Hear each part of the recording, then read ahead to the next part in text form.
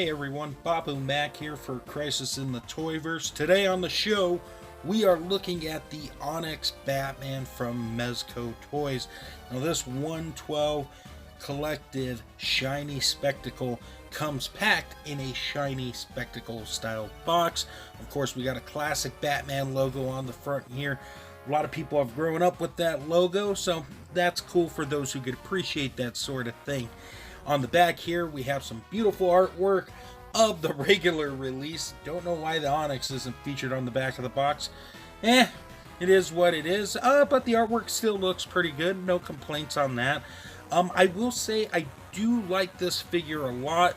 It's not my favorite costume choice now, only because we're already getting the Michael Keaton that was announced at ToyFair. So now that you have this, and this is me personally, before everybody's saying, nah, you don't know what you're talking about, I just feel like the shine has kind of went off on the Onyx Batman. He's still very cool.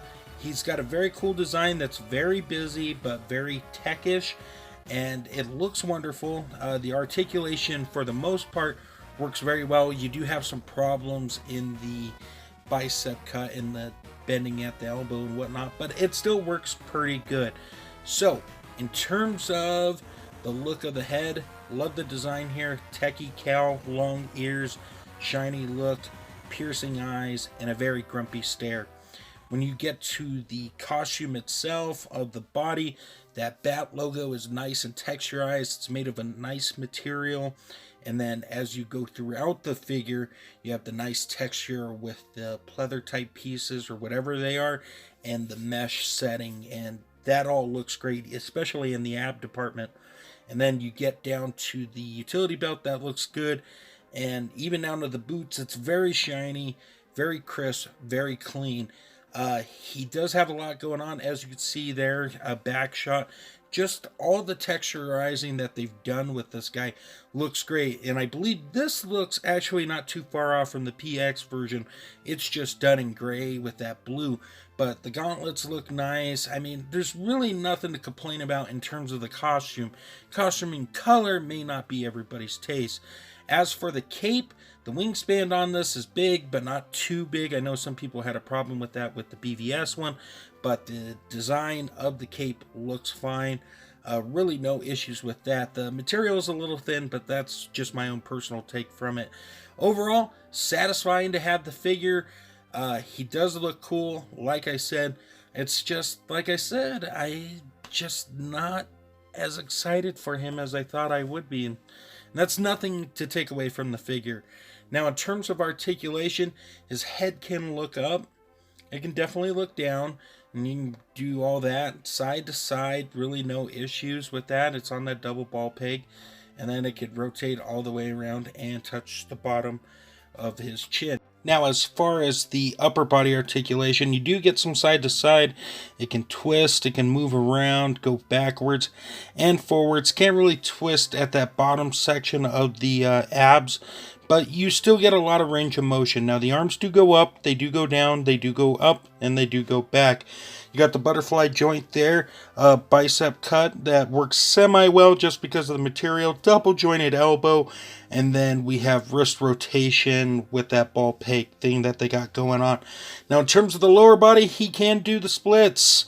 You got that inner thigh cut there that's hidden by the cloth, a double bend at the knee, no boot rotation, but the ankles do rock side to side and go up and down. So overall, a good amount of articulation. The suit does hinder it a bit, but it still works for Batman. So let's go ahead and talk about accessories. Alright, in terms of accessories, I thought it would be fun to set up the Ascending Knight set versus the Sovereign Knight Onyx Edition set. So, first of all, we have our Batman grappling gun, which looks nice. It does fit into the utility belt, but it is a bit loose.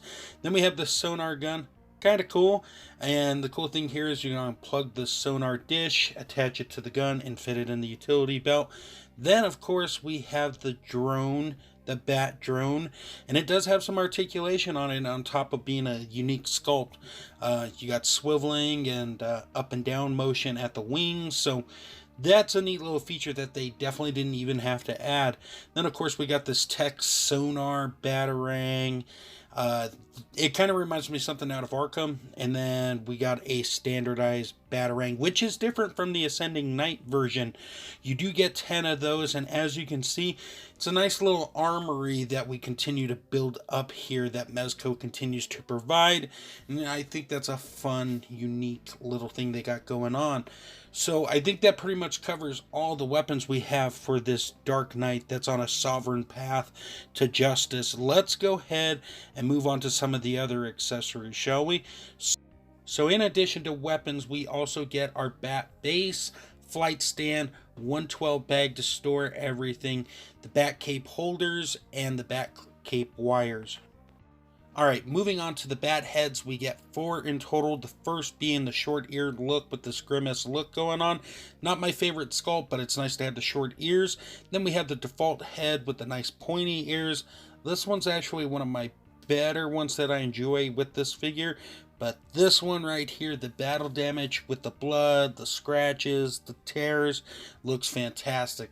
And then we have Bruce Wayne in his second form with this Ascending Knight into the Sovereign Knight series, looking fantastic. Now moving on into the hands, we have 11 hands in total. We got some fists, we got some open hands, we got some batarang style gripping hands. And then we have, what else we got here? We have some trigger hands. And then finally we have the Knuckle Buster, which is a very cool accessory. And you'll see that a little bit more in the slideshow at the end. But overall, very satisfying set of hands. And I couldn't be more thrilled. Alright guys, for our size roundup today, we of course have the Mezco exclusive Joker. We got the Mezco exclusive Ascending Knight in black. We got our Sovereign Knight Onyx edition. We have Darkseid, and we have Superman. A nice different look at different sizings here.